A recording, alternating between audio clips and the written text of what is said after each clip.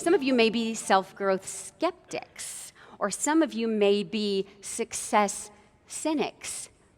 And what I would say is that I am a product of this kind of environment. That 20 years ago, when I became a mom and adopted 2 amazing toddlers from foster care, I didn't have any view of business. I didn't have any view of success. I didn't have any view of passion or ideas. I simply knew that I told the judge I do, as long as we all shall live.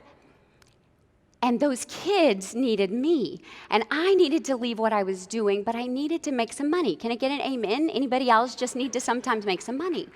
And so I entered a world of self-growth. I listened, and I read, and I showed up. Don't sell yourself on the excuse that I can't afford a mentor. I can't afford a high-ticket coaching program. I can't. Stop it. Those are excuses, and one of my other mentors, Aseneth Brock, said to me, excuses are lies that nobody believes except for you. She said it, not me. I'm not that harsh. I'm a little harsh, not that harsh. Listen, I listened to and learned from people that I've shared the stage with today. And to be in a space of being able to say to you, dreams happen. Success happens. So if you want to take a picture of what success looks like, yes, there have been successful people on this stage, but I'm going to tell you, look left. You know I can see you, right? Like move your head. Look left. Look right. Get out your mirror or your cell phone, the mirror app, and look at yourself.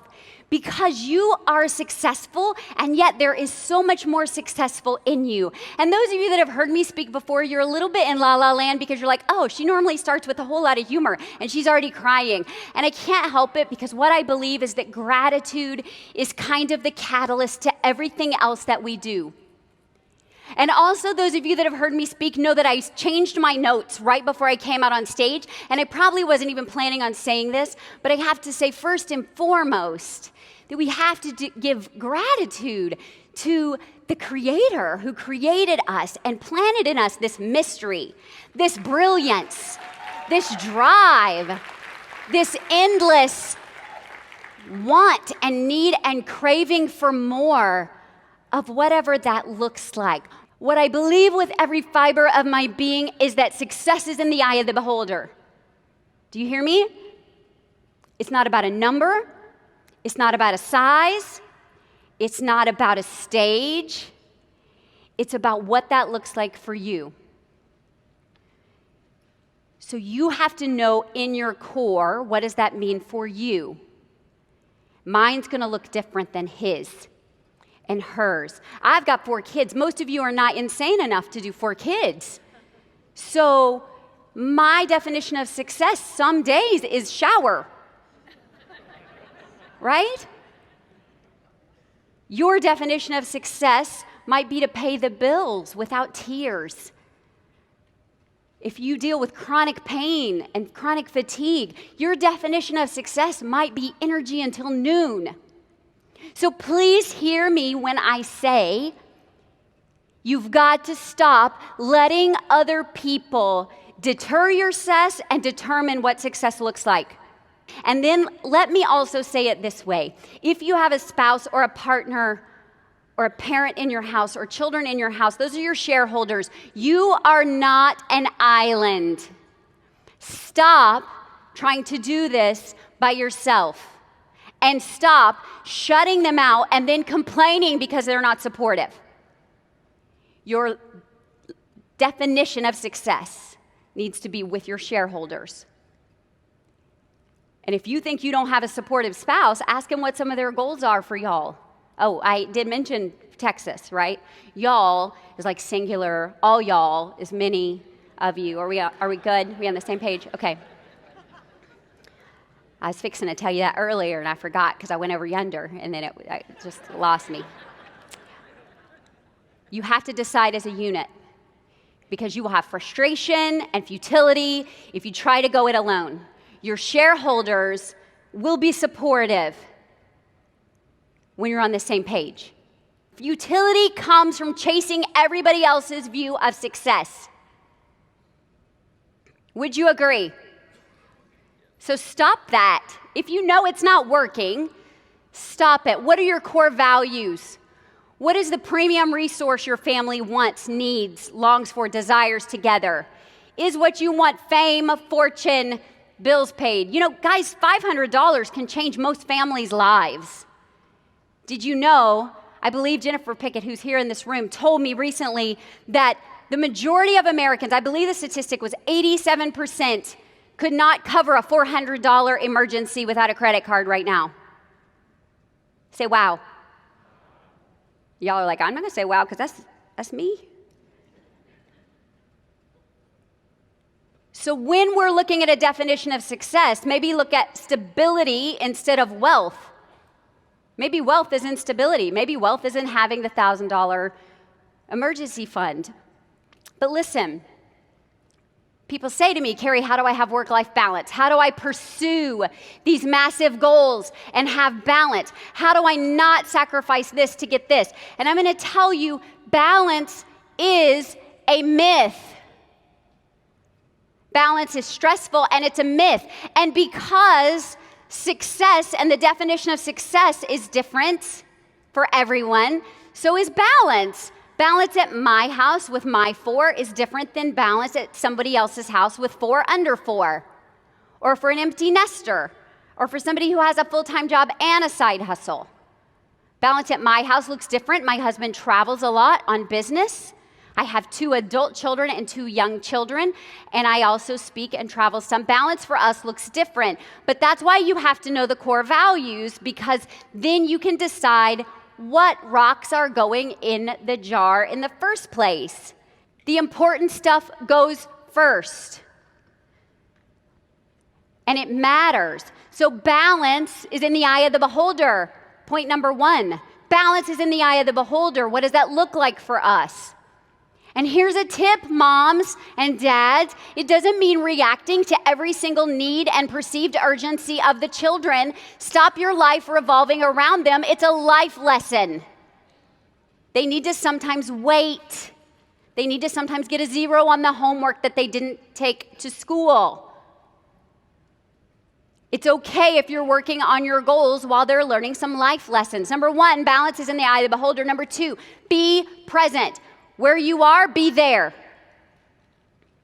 If you're working, stop thinking I should be with the kids. If you're with the kids, quit thinking I should be working. If you're with your spouse, quit thinking we should be with the kids. You get what I'm saying. Plan your time so that you can be present and fully engaged. Put your technology down. Talking to myself as much as I'm talking to you. And I had to say that, otherwise my kids are going to call me out on that later. So you guys saw what mom just did there. I get it. It's a struggle. It's a juggle. It's ego if you think people cannot wait on a response until you have had dinner with your family. Stop it. Your ego is not serving you well. Balance is in the eye of the beholder. Be present and engaged. The way you can be present and engaged, even though you have 1,000 things on your to-do list, is batching and blocking. Work stuff that goes together at different times of the day. Stop answering email all day long. Set a time for it. Set an appointment for email. Get in, get out, get on with your life. Stop waiting for something exciting to happen in email so that you can justify putting off the things that you really need to be doing. We love social media. Go post and get off. Did you know you can log out of Facebook? It's a thing. Same with Twitter, same with Instagram. Did you know you can even take them off your phone? And other than the shakes that you'll have for a few days, you really will have no negative side effects. Batching and blocking. If you shoot videos, shoot all your videos at once. Bonus, get cute one time, wear yoga pants the next day. Batching and blocking. Do things that make sense. Here's attention studies show that it takes us 20 minutes to get refocused after we're distracted. So you're working on an article or a video or a response to someone, and then all of a sudden you say, I'm gonna go check, it's a contraction in the South, I-M-M-A, no apostrophe. I'm gonna go check real quick and see if anybody responded to that really funny thing that I posted earlier. And you go over here, and before you know it, it takes you 20 minutes. That's not counting the 40 minutes you got sucked into watching those like heart-wrenching audition tapes from American Idol where Simon was so ugly to that person. That doesn't even count that time. It counts the time it takes you to re-engage. Batching and blocking. It works. And then be confident that your efforts will add up to success. Guys, I want you to all get out your cameras. Get out your cameras. I know you have them. Get out your phones. Get out your cameras. Now, all of a sudden, everybody's putting their technology away. Get out your cameras. And I want you to take a picture of success. You can take a picture of the logo. Where's all the logos?